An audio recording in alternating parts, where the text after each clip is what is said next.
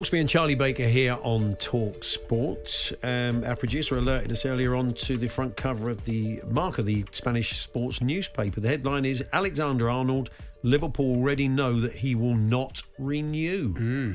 Some suggestions that the club realise that he won't be signing a new contract and his preferred destination is the Bernabeu. Alvaro Romeo has joined us in the studio, Spanish football expert. He's popped in. Good to see Alvaro. Hello, guys. So, I mean, look, we know what Marca are like. This is not the first time they've run a story like this, but it seems they seem very confident. What have you been hearing? Well, not only Marca, also a few more media outlets have stated that Trent Alexander-Arnold will be the main priority for Real Madrid in the winter market, by the way. And I will believe that some of those publications are quite reliable as well. I don't know if this is 100% done or not. So, sorry, so is this to sign a pre-contract in January and then go in the summer, or is it to maybe get some sort of fee for him, Liverpool, and he goes in January? Yeah, there is a possibility of that as well. Wow, okay. Yeah. Because Real Madrid, let's don't forget that 2 weeks ago they lost Dani Carvajal for the remainder of the season. He's not going to be back until October. Dani Carvajal is going to be 33 years old anyway when he comes back from his injury. They've got a makeshift right back who is Lucas Vázquez, formerly a winger. Now he has to play as a fullback, but his reliability in the long run is still to be confirmed.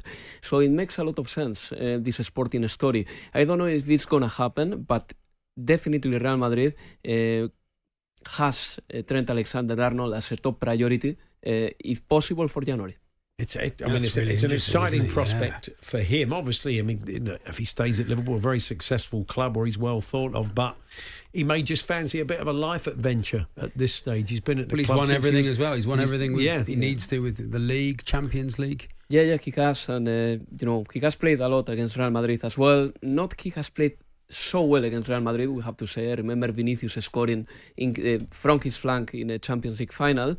But Real Madrid is missing a lot Toni Kroos, and this is totally related to Trent Alexander-Arnold. Real Madrid this season, as statistics says this, are not playing so many short passes, and they are not switching play as much because Toni Kroos is gone.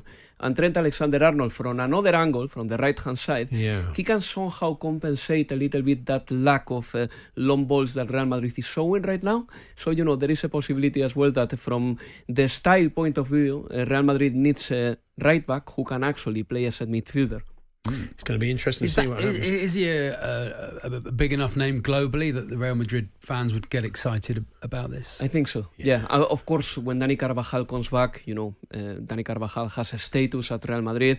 Even there will be a media lobby for Dani Carvajal to start again. Yeah. But Trent Alexander-Arnold is an international figure and a very famous footballer in Spain too. Yeah. Shades of Beckham. David Beckham's been talking on Rio's podcast about that he sees a bit of himself in Trent, and I saw David Beckham play for Real Madrid, and the set piece delivery. I mean, he was loved there, wasn't he? I imagine Trent would be the same. He's an exciting player. He'd go down well at Real Madrid. I think so. And one thing that he will have to defend a lot, that's for sure as well, because Real Madrid is very much about attacking sometimes. But one thing that we have to take into consideration as well is the fact that Real Madrid lately has been getting defenders at zero cost or very cheaply. Antonio Rudiger was one of them, David Alaba, another one. Yeah. So, they are trying to spend a lot of money in the big strikers and try to, keep it tight when it comes to defenders. So this story makes a lot of sense, really. Which they could do next summer if they wait for Trent, I suppose. Even in January, maybe they can get a footballer of the caliber of Trent Alexander-Arnold for a shorter fee than normal. Yeah, I wonder how that would play with the Liverpool fans. I wonder if, the idea of him signing a pre-contract and them knowing that he's going in the summer for everything he's done for the club and won there, and it would be a bit of a farewell tour and a great send-off. If he goes in January, if they get a fee, the fans may say, let's get some money for him while we can. They've got a bit of a replacement in the building, haven't they? Connor Bradley. Connor Bradley, yeah, I suppose, so there's someone to fill that hole, fill that gap. Maybe Arne Slot wants to play younger players. I don't know how it's... Well, they've got a few players in contract discussions. Yeah. What about Mbappe's start at Real Madrid? How has that been viewed by the fans? Well, his start of the season has been good, not marvellous, because Real Madrid hasn't been marvellous, and I think that Kylian Mbappe has been a little bit affected by that. Then let's see how all this story that comes from Stockholm plays out for him, because we still don't know the ramifications of that, if that is true or not.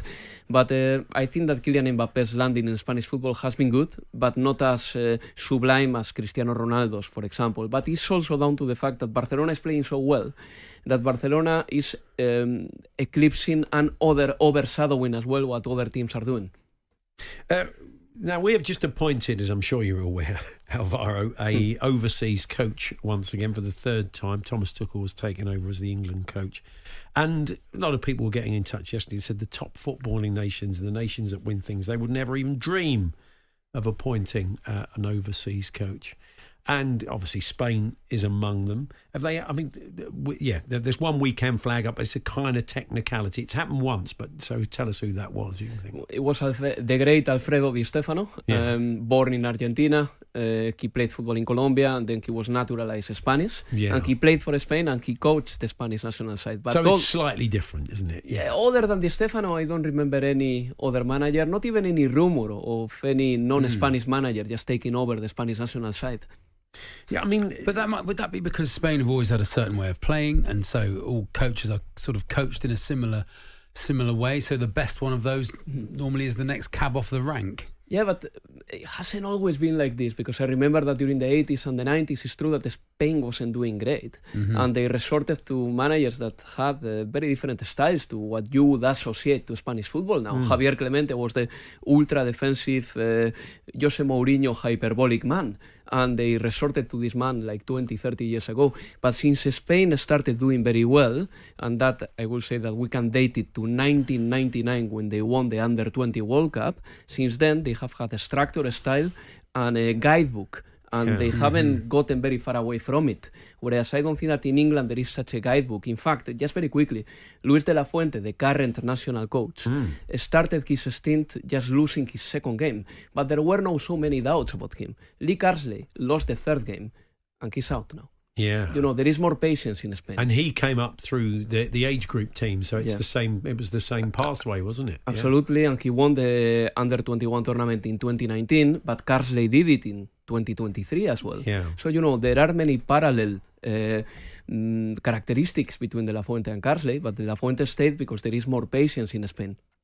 Finally, Alvaro, when everybody was discussing who could be the possible next England manager and Pep's name came up, so many people were saying, well, if he was an international manager, he'd never be the Spain manager because he's Catalan and he would never do the job. I mean, is that true? Is that what people feel in Spain?